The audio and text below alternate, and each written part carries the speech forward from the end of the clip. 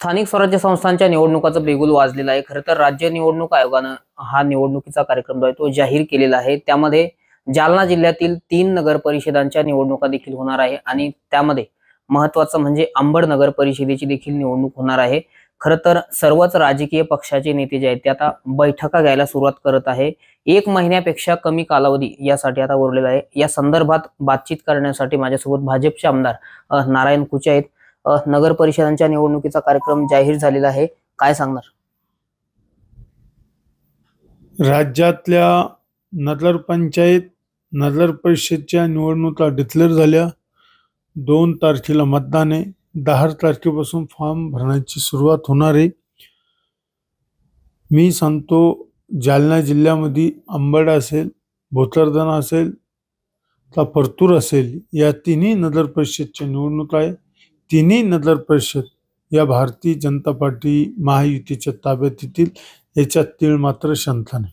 बरं, खरं तर युती होणार का नाही हे अजून स्पष्ट नाहीये। मात्र शिवसेनेने तुम्हाला प्रस्ताव दिले आहे, त्यावर अजून कोणतंही उत्तर भाजपकडून गेलं नाही। तुम्ही एक जिल्हा अध्यक्ष म्हणून काय तुमची भूमिका आहे?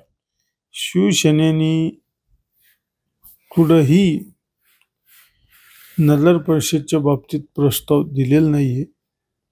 आम्ही पण संबंधित नेत्याशी भेटून नगर परिषदेवर चर्चा करणार आहे।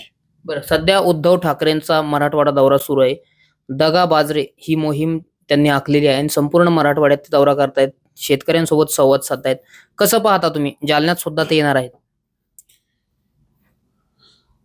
खरं म्हणजे या महाराष्ट्रामध्ये दगाबाज कोण आहे हे जनतेला माहिती। आम्हाला 2019ला कोणी दादा दिला, आम्हाला सोडून सनी राष्ट्रवादी काँग्रेस सोबत कोणी युती केली, कोण मुख्यमंत्री झालं?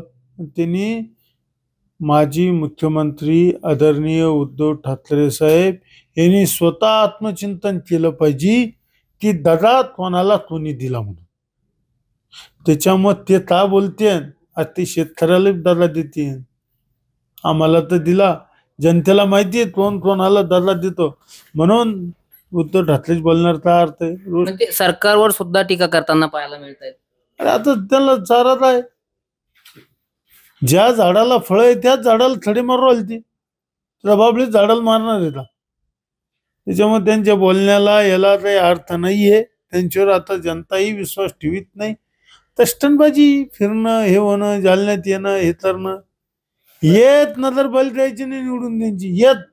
बरं, मला लिहून देतो बॉन्डवर।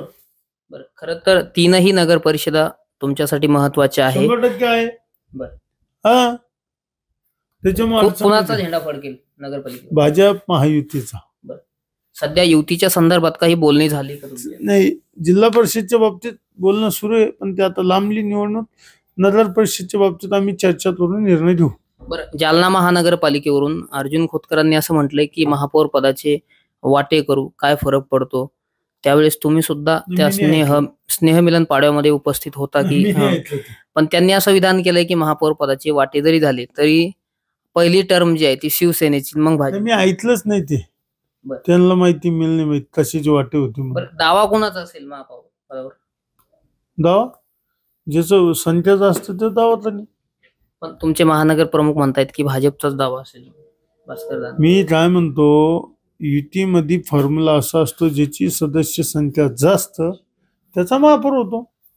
बरं, तर नक्कीच आपण पाहतो, हे होते भाजपचे आमदार नारायण कुचे। येणाऱ्या निवडणुकांमध्ये 3ही नगरपालिकेवर भाजप आणि महायुतीचा झेंडा फडकणार असल्याचा विश्वास जो आहे तो त्यांनी व्यक्त केलेला आहे। दीपक पालवेसह मी रामनाथ ढाकणे, TV9 मराठी, बदनापूर।